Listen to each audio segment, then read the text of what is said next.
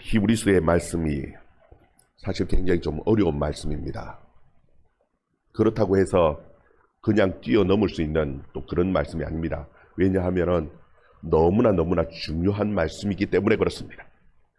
여러분, 최대한으로 우리 쉽게 제가 설명할 테니까 잘 따라와 주시기를 바랍니다. 요즘 기독교인들을 보면은 가장 신앙에 심각한 문제가 무엇이냐 하면은 죄의 문제에 대해서 그렇게 중요하게 생각하지 않는다라는 겁니다. 신앙에서 중요한 부분들을 돈 같은 물질의 축복이 중요한 것으로 생각하고 그것을 많이 받으면 복 받은 것이고 신앙이 좋은 것으로 그렇게 생각을 합니다. 그런데 하나님 앞에 죄 용서받지 않고 진정한 하나님의 축복을 받을 수 있는 길은 없습니다. 이게 별개의 문제가 아니라는 겁니다. 죄 용서와 하나님의 축복은 같이 오는 겁니다. 그래서 죄 용서의 문제가 얼마나 우리의 신앙에 있어서 중요한지 모릅니다. 오늘 말씀에 보면은 1절에 이런 말씀을 합니다. 우리 같이 한번 읽어봅니다. 1절 말씀 같이 읽습니다. 시작. 지금 우리가 하는 말의 요점은 이러한 대제사장이 우리에게 있다는 것이라. 그는 하늘에서 지극히 크신 이의 보좌 우편에 앉으셨으니. 아멘. 히브리서 저자는 우리에게 대제사장이 있다라는 이 자체가 우리에게 너무나 중요한 요점이다. 오늘 말씀이 요점이다. 그렇게 말씀하죠. 여러분, 대제사장이 있다라는 이 말씀은 예수님께서 우리를 위하여 십자가에 죽으셨기 때문에 이제는 우리는 죄와 아무 상관도 없고 아무런 죄라는 것이 문제가 되지 않는다, 이런 의미가 아닙니다. 죄의 문제는 여전히 우리에게 중요한 문제고 죄의 용서함을 받아야 합니다. 그런데 문제는 무엇이냐 하면은 죄의 용서, 죄의 문제를 해결하는 데에 그전과는 방법이 달라졌다라는 것입니다. 죄의 문제를 해결하는 그 방법이 이전과 구약시대의 그 방법과 신약시대의 지금의 방법은 달라졌다라는 겁니다. 여러분, 우리는 이 문제에 대해서 별로 크게 크게 이상한 것이 아니고 어려운 문제가 아니죠. 왜냐하면 우리는 어릴 때부터 이렇게 예배를 드려왔으니까요. 그런데 오늘 이 말씀을 읽고 있는 히브리서 저자의 이 글을 읽고 있는 히브리인들은요, 히브리서는 히브리인들에게 보내는 편지거리거든요. 이 히브리인들은 문제가 다릅니다. 히브리인들은 수천 년 동안 짐승을 잡는 그 제사 예배를 드려왔습니다. 그런데 예수를 믿으면서 예배의 방식이 바뀌어져 버렸습니다. 이제는 더 이상 짐승을 잡지 않습니다. 떡과 포도주를 나누고 하나님 앞에 찬양하고 그리고 기도하고 말씀을 들으면서 예배를 드립니다. 그 죄의 문제를 해결하기 위해서 하나님 앞에 나와서 예수 그리스도의 이름으로 믿고 기도하면 그 죄의 문제가 다 해결되어진다라고 그렇게 생각하고 와서 예배를 드리는데 그것을 받아들이기에는 너무나 힘들다라는 겁니다. 왜냐하면 어릴 때부터 그들은 짐승을 잡는 예배를 드려왔거든요. 그들의 신앙의 그 기초부터가 모든 것이 다 흔들려 버리는 것 같고 무너져 버리는 것 같습니다. 그러한 그 히브리인들에게 지금 히브리서 저자는 그전과는 다른 우리에게 너무나 중요한 부분이 달라졌다는 겁니다. 그게 무엇이냐면은 대제사장이 그전의 제사장과 지금의 대제사장이 다르다는 거예요. 그냥 다른 것이 아니라 훨씬 더 좋은 대제사장이 우리에게 있다라고 설명을 해준 거예요. 여러분, 그 전에 제사장이랑 지금 우리의 대제사장 예수 그리스도는 도대체 뭐가 어떻게 더 좋아졌고 달라졌습니까? 여러분, 그게 대해서 지금 히브리서 저자는 우리에게 설명을 해주는 거예요. 우리 6절 말씀 같이 한번 읽어봅시다. 6절 말씀 같이 읽습니다. 시작. 그러나 이제 그는 더 아름다운 직분을 얻으셨으니 그는 더 좋은 약속으로 세우신 더 좋은 언약의 중보자시라. 아멘. 여기 보면은 더 좋은 약속이 나오고 더 좋은 언약의 중보자라는 말씀이 나옵니다. 여러분, 이 언약이라는 것과 약속이라는 것이 같은 겁니까? 다른 겁니까? 우리는 볼 때에 크게 언약이라는 것과 약속이라는 것이 별로 크게 달라 보이지 않습니다. 왜냐하면은 우리는 언약 그러면은 뭐가 떠오르느냐 하면은 말로 하는 약속이 언약인 것 같습니다. 그 약속이 약속이지. 뭐 말로 하나, 뭐 근로 없으나 약속이 약속이지. 뭐 그렇게 다를 게 있냐. 여러분, 그런데 이 헬라어 원문에 보면은 이 약속이라는 것은 에판겔리아 하는 말을 씁니다. 에판겔리아라는 이 약속이라는 말은 에판겔리아라는 단어를 쓰고 있고요. 그 다음에 이 언약이라는 이 말은 디아데케 하는 말을 씁니다. 여러분, 우리는 에판겔리아나 뭐 디아데케나 이게 도대체 무슨 말인지 우리 말이 아니니까 도무지 모르겠지요. 그런데 이 의미가 상당히 차이가 있습니다. 여러분, 이 디아데케라는 이 말은 그냥 약속이 아닙니다. 우리나라 말로는 무슨 말로 번역할래야 번역할 말이 정확한 그 의미의 단어가 없기 때문에 그냥 언약이라는 말로 번역을 해놓았지만요, 그 원래 이 디아데케락 하는 이 단어의 의미 속에는 어떤 의미가 있느냐 하면은 계약 중에서도 특별히 목숨을 걸고 생명을 걸고 하는 그 계약, 약속, 이것을 디아데케라고 하는 겁니다. 이 디아데케는 죽음으로서 이루어지는 약속입니다. 목숨을 걸고 하는 약속이 있기 때문에 죽어야만이 이루어지는 약속, 그것을 디아데케라고 하는 것이에요. 하나님과 하나님의 아들 예수 그리스도 사이에 하늘에서 언약이 있었습니다. 그 언약은 그냥 언약이 아니라 예수 그리스도께서 죽음으로 우리의 모든 죄가 용서되어지고 하나님의 모든 축복이 우리에게 주어지는, 우리를 하나님의 자녀를 삼으시는 그 하나님과 예수 그리스도, 하나님의 아들 예수 그리스도 사이에 이 죽음으로 이루어진 언약, 약속이 있었다라는 겁니다. 여러분, 이 약속이 이루어지기 위해서는요, 성취되어지기 위해서는 반드시 이루어져야 되는 조건이 무엇이냐면 그 하나님의 아들이 죽어야 한다는 겁니다. 그래서 예수 그리스도께서 죽으셨습니다. 죽었어요.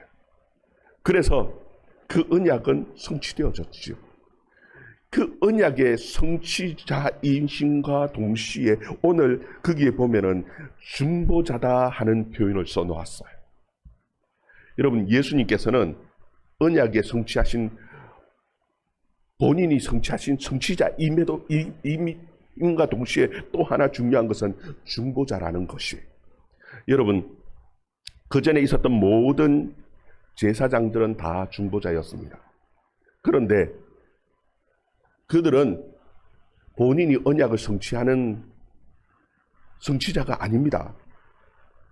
그야말로 중보자로서 그냥 소개만 하는 그 정도 위치에 있는 사람들이 그 전에 제사장이었어요.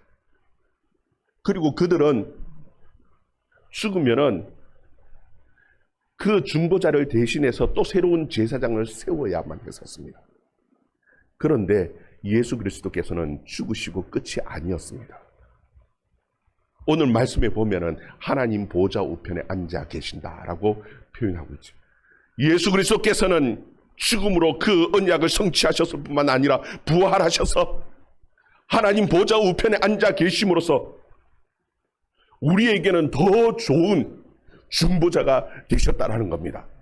영원한 제사장이 되셨다라는 것이, 여러분, 그냥 소개하는 정도가 아니라 우리에게 모든 좋은 것을 주시는 그 중보자로서 언약을 성취하신 그 중보자로서 우리에게 직접 주시는 분이시라. 하나님과 원수되어졌던 우리 사이를 중보자로서 직접 그 모든 언약을 성취하셔서 다이렉트로 하나님의 모든 복을 우리에게 주실 수 있는 분이 누구냐 하면 바로 예수 그리스도라는 얘기입니다.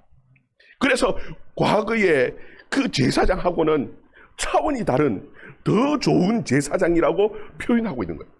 여러분, 언약의 중보자라고 있을 수 있는 분은 오로지 세상에 한 분 예수 그리스도밖에 없습니다.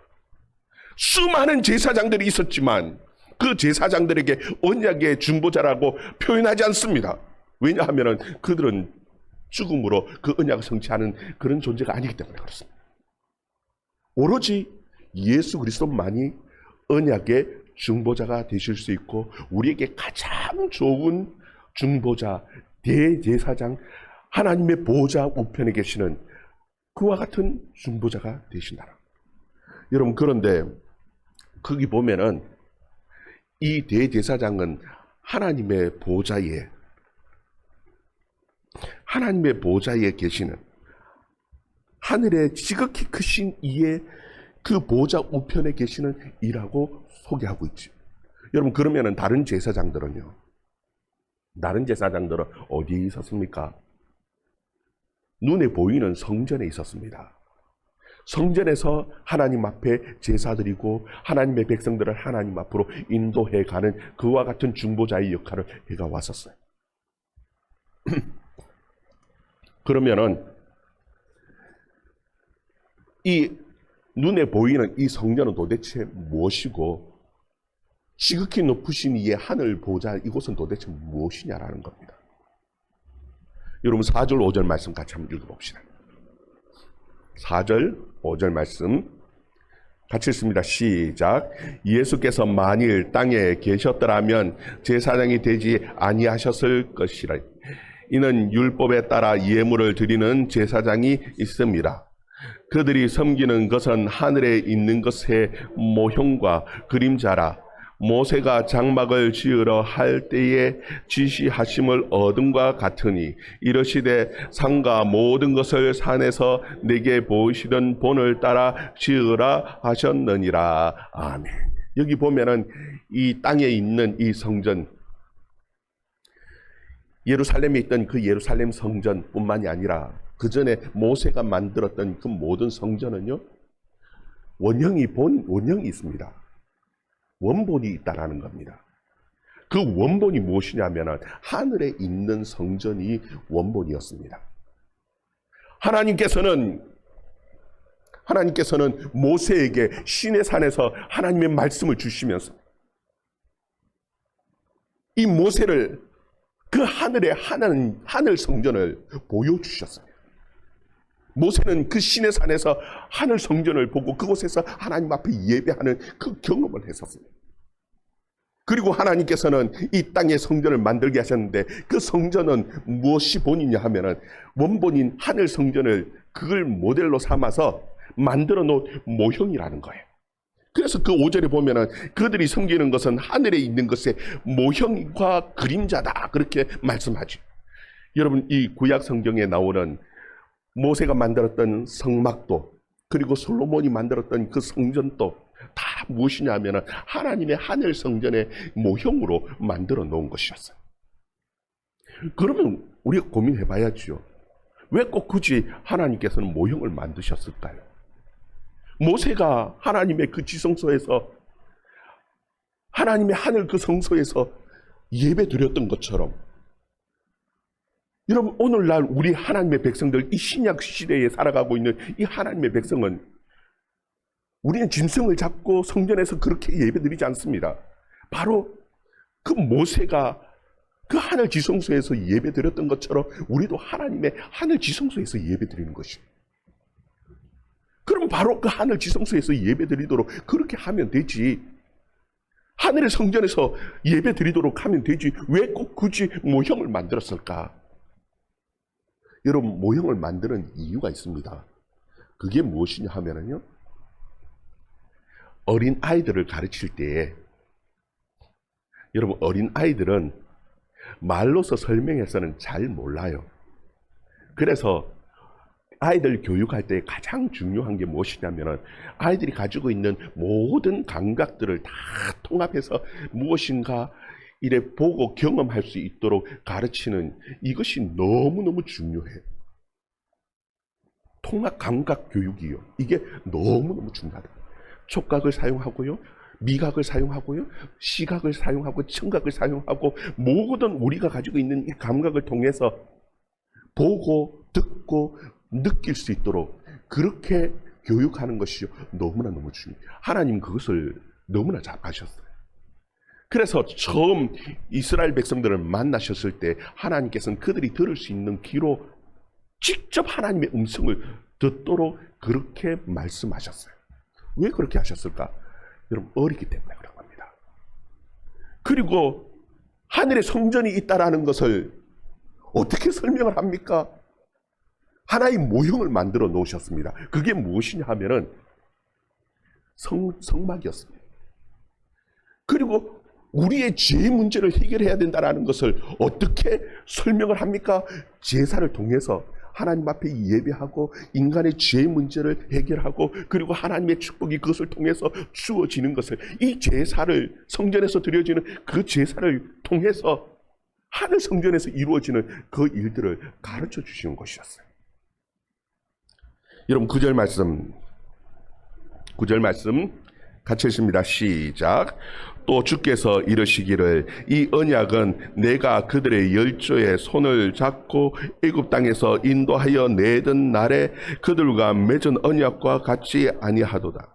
그들은 내 언약 안에 머물러 있지 아니하므로 내가 그들을 돌보지 아니하였노라. 아멘. 여기 보면은 하나님께서 이스라엘 백성들을 애굽 땅에서 인도하여 내실 때에 이 언약, 율법의 언약을 주셨다라는 겁니다. 성전을 주시고 그리고 성전에서 어떻게 섬겨야 할지 그 언약을 주셨어요. 그런데 그때 보면은 하나님께서 그 열조를 손을 잡고 애굽 땅에서 인도하여 내던 때에 그렇게 성경은 표현하고 있죠. 하나님께서는 그렇게 말씀하죠. 여러분 손을 왜 잡습니까?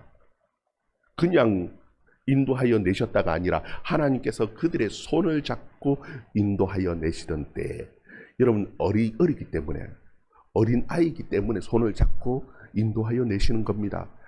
처음 애굽 땅에서 나올 때 그들의 신앙의 모습은 너무나 어리고 아무것도 알지 못하던 어린아이 같은 모습이었습니다. 그래서 하나님께서 손을 잡고 인도하여 내시는데 손을 잡는 데 두 가지 이유가 있습니다. 하나는 어린아이가 그냥 두면은 자기 혼자 가다가 넘어질 수 있기 때문에 넘어지는 것을 방지하기 위해서 손을 잡고 붙들어 주는 거예요. 그리고 또 하나 이유가 있습니다. 그거는 무엇이냐 하면은 아이들은요 어지간하면은 잘 안 움직이려 하지요. 안 가려고 합니다. 가자 그러면은 야 애굽에서 나와야 돼.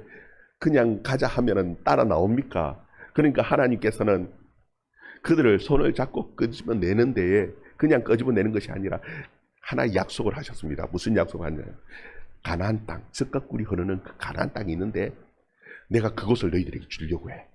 그러니까 함께 가자 하고 손을 잡고 그들을 이끌어내셨던 거예요. 출애굽한 그 이스라엘 백성들은 그들의 믿음이 너무나 어렸습니다. 그래서 그들에게 하나님께서는 하나님을 섬기고 그 죄의 문제를 해결하고 어떻게 하나님의 복을 받을 수 있을지 그것을 가르쳐 주시는데 율법이라는 글을 통해서 언어를 통해서 우리에게 가르쳐 주시지만 그것만 가지고는 부족한 겁니다. 그래서 하나님께서는 하나의 모형을 만들어 주셔서 이렇게 하나님을 섬기고 이렇게 하나님 앞에 죄 용서를 받고 하나님을 섬겨가는 거야 하는 그 모형을 만들어 주셨는데 그것이 무엇이냐면 성전이고 그리고 성전에서 예배드리는 제사장이었습니다. 제사장, 구약시대의 제사장은 하나의 모형이었고 성전은 모형이었습니다. 그러면 오늘날은요 더 좋은 약속이 있었고 더 좋은 약속을 위에 세워진 언약의 중보자가 있다는 겁니다. 이제는 더 이상 모형이 필요 없어졌다는 겁니다. 이제는 모형에서 예배드리지 않습니다. 과거에 같은 그런 구약시대의 성전에서 소를 잡고 양을 잡고 그렇게 드리지 않습니다. 그러면 어떻게 드립니까? 멜기세덱이 드렸던 것처럼 완전한 제사를. 제사장이 바뀌어졌기 때문에 불완전한 짐승 잡는 제사가 아니라 예수 그리스도의 제사장, 그분이 인도하시는 중보자로 인도하시는 데에 따라서 우리는 이제는 모형이 아니라 온전한 지성소 하늘 성소에서 하나님 앞에 예배를 드리는 겁니다. 모세가 시내산에서 그 하늘 성전을 보고 예배를 드렸던 것처럼 우리가 그렇게 예배를 드리는 거예요. 이것을 가르쳐서 뭐라고 얘기하느냐 하면은 더 좋은 약속이 있었다라는 겁니다. 그럼 도대체 그 더 좋은 약속은 누구와 한 것이냐 하면은 예레미야에게 이미 하나님께서 하나님의 백성들에게 하신 것이. 우리가 더 좋은 약속 위에 세워진 언약의 중보자라고 우리는 6절에서 봤죠. 이 더 좋은 약속이 도대체 뭡니까 할 때에 그것이 바로 예레미야의 말씀이에요. 그 좋은 약속이 무엇인지 우리 10절에서 12절 말씀, 10절에서 12절 말씀 같이 읽습니다. 시작. 또 주께서 이르시되 그날 후에 내가 이스라엘 집과 맺은 언약은 이것이니 내 법을 그들의 생각에 두고 그들의 마음에 이것을 기록하리라. 나는 그들에게 하나님이 되고 그들은 내게 백성이 되리라. 또 각각 자기 나라 사람과 각각 자기 형제들을 가르쳐 이르기를 주를 알라 하지 아니할 것은 그들이 작은 자로부터 큰 자까지 다 나를 알미라. 내가 그들의 불의를 긍휼히 여기고 그들의 죄를 다시 기억하지 아니하리라 하셨느니라. 아멘. 여러분, 하나님께서는 우리에게 아주 중요한 약속을 해주셨습니다. 그것이 무엇이냐면은 여러분, 모세에게 주셨던 그 율법은 어디에다 기록한 것이냐면은 돌에다 기록한 것이었습니다. 시내산에서 모세가 하나님의 그 성전에서 하나님의 성전을 예배하면서 그곳에서 경험한 것뿐만이 아니라 또 하나님께서는 하나님의 율법의 말씀을 주셨는데 이 율법의 말씀 어디에다 기록했냐면요, 하나님께서 두 돌판, 십계명 여러분 아시죠? 그 돌판에다가 하나님께서 기록해서 주셨어요. 그런데 이 돌판의 말씀 그 안에 머무르라고, 하나님의 말씀 지키고 그 말씀 안에 머무르라고 주셨는데 이 이스라엘 백성들이 너무나 어려서 하나님의 말씀 안에 머무르지 않고 떠나버렸어요. 왜 그렇습니까? 여러분, 돌판에 쓰여져 있는 그 말씀 굳건하고 깨지지 않을 것 같았는데 깨져버렸어요. 처음부터 깨져버렸어요. 모세가 하나님의 말씀을 받기 위해서 시내산에 가 있던 그 40일 동안 이스라엘 백성들은 급히 하나님을 떠나버렸습니다. 금송아지를 만들고 죄를 짓고 떠나버렸어요. 우리 인생이 그렇습니다. 우리에게는 중보자가 있지만 그 당시에 구약시대의 중보자는 온전하지를 못했습니다. 그래서 금방 잊어버리고요, 돌판에 기록되어져 있던 그 하나님의 말씀을 금방 잊어버리고 그리고 금방 쉽게 떠나버렸습니다. 그래서 하나님께서는 방법을 바꾸셨습니다. 이제는 돌판에 새기지 않고 어디에다가 하나님의 말씀을 새겨주겠다고 말씀하시냐면 우리의 마음에다가 이것을 새겨주시겠다고 말씀하셨던 거예요. 이것이 더 좋은 약속입니다. 아니, 우리의 마음에다 어떻게 새겨줍니까? 하나님의 성령을 통해서 우리의 마음에다 하나님의 말씀을 새겨 놓으시고 그리고 그 하나님의 말씀을 깨닫게 하시고 그 하나님의 말씀이 생각나게 하시고 그 하나님의 말씀을 붙들고 우리가 말씀 안에서 살아갈 수 있도록 하나님께서 우리에게 더 좋은 것으로 주셨다는 것입니다. 여러분, 구약 성도들을 하고 우리하고는 비교할 수가 없습니다. 왜 비교할 수가 없습니까? 그들은요, 오늘 이 히브리서의 말씀을 알래 알 수도 없을 만큼 우리의 지식의 차이가 있는 겁니다.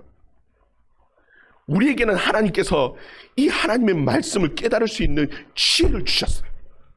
그리고 이 말씀을 믿고 말씀대로 지켜나갈 수 있도록 성령 하나님을 우리 속에 주셨다는 거예요. 그래서 더 확실한 약속이 있는 것이 예레미야 31장 31절에서 34절 말씀.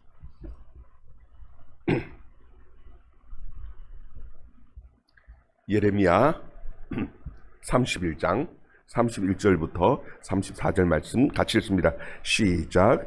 여호와의 말씀이니라. 보라, 날이 이르리니 내가 이스라엘 집과 유다 집에 새 언약을 맺으리라. 이 언약은 내가 그들의 조상들의 손을 잡고 애굽 땅에서 인도하여 내던 날에 맺은 것과 같이 아니할 것은 내가 그들의 남편이 되어도 그들이 내 언약을 깨뜨려 버렸습니다. 여호와의 말씀이니라. 그러나 그날 후에 내가 이스라엘 집과 맺을 언약은 이러하니 곧 내가 나의 법을 그들의 속에 두며 그들의 마음에 기록하여 나는 그들의 하나님이 되고 그들은 내 백성이 될 것이라. 여호와의 말씀이니라. 그들이 다시는 각 이웃과 형제들을 가르쳐 이르기를 너는 여호와를 알라 하지 아니하니 이는 작은 자로부터 큰 자까지 다 나를 알기 때문이라. 내가 그들의 악행을 사하고 다시는 그 죄를 기억하지 아니하리라. 여호와의 말씀이니라. 아멘.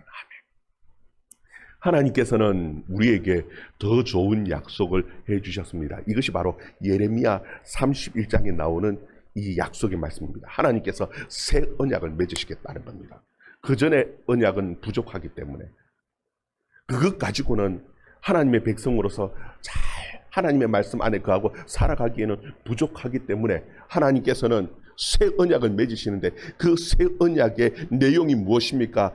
그전에는 하나님께서 돌판에다가 기록해서 야 너희들 이거 말씀 보고 기억하고 손목에 메고 이마에 붙이고 그렇게 하면서 기억하고 살아가라고 했지만 그것 가지고 너무 부족하더라는 겁니다. 그래서 하나님께서 아예 하나님의 성령을 부으셔서 우리의 마음 속에다가 우리의 마음의 비석에다가 하나님의 말씀을 심어주는 거예요.